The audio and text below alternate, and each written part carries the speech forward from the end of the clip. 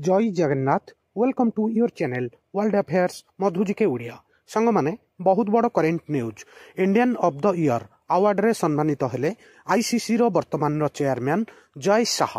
आपण माने फोटो रे देखि पारुथिबे ये होउछंती जय शाह आमर केंद्रीय गृहमंत्री अमित शाहंकर पुओ। सांग माने ए भिडियो रे मु आपण मानकु संपूर्ण डिटेल जणैबी। प्रत्येक ओडिशार छात्र छात्री ए करेन्ट न्यूज विषय रे जानिबा निहाती दरकार। आपनकर आगामी प्रत्येक कॉम्पिटिटिव एग्जाम पई वेरी इंपोर्टेंट। वीडियो स्टार्ट करिबा, वीडियो को शेष जाए देखिबे।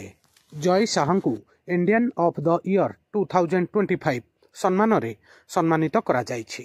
बहुत बड़ पॉइंट मने रखिबे। आईसीसी रो अध्यक्ष जय शाह CNN न्यूज 18 रो इंडियन ऑफ द ईयर 2025 उत्कृष्ट सफलता अवार्ड जीतिछंती, जहा भारतीय एवं विश्व क्रिकेट प्रशासन उपरे तांकर परिवर्तनकारी प्रभाव को स्वीकृति देइछि। वर्तमान ICC row chairman अछंती Jay Shah.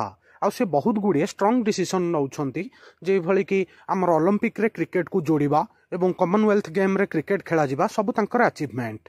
Indian of the year पुरस्कार सेही भारतीय व्यक्ति माननकु दिया जाय थाए जेउ माने निज निज क्षेत्र रे नेशनल किंबा इंटरनेशनल लेवल रे गुरुत्वपूर्ण प्रभाव पकाई थांती।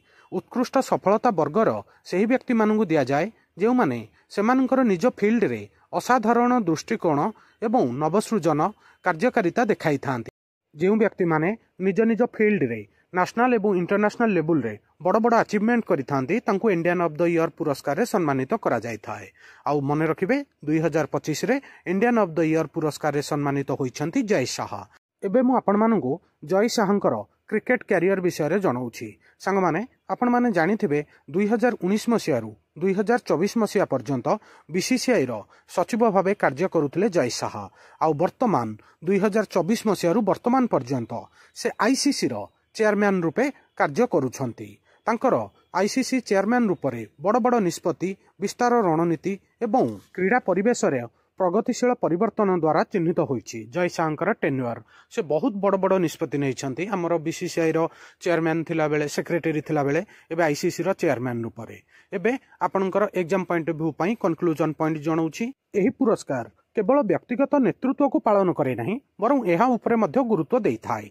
जातीय परिचय गठन क्रीड़ा शासन वृद्धि पाउथिबा प्रभाव को मध्य स्वीकृति देई थाए। क्रीड़ा रे अंतर्भुक्ति एवं समानतार गुरुत्व को मध्य चिन्हित करि थाए। विश्व क्रीड़ा नीति एवं प्रसार रे भारत जो रणनैतिक भूमिका ग्रहण करुछि ताकु मध्य ये शो करे। जय शाह एही सम्मान को भारतीय महिला क्रिकेट टीम रो प्रमुख व्यक्तित्व वर्तमान कैप्टेन हरमनप्रीत कौर, झूलन गोस्वामी, मिताली राज को उत्सर्ग करिछंती, जहा भारत रे महिला क्रिकेट रो दीर्घकालीन अभिवृद्धि प्रति तांकर प्रतिबद्धता को रेखांकित करिथाए। सांग माने बहुत बड़ करेन्ट न्यूज थिला। Indian of the year 2025 award रे सम्मानित हेले आईसीसी रो वर्तमान चेयरमैन जय शाह। बहुत बड़ करेन्ट न्यूज थिला, आपण माने जानिबा निहाती दरकार।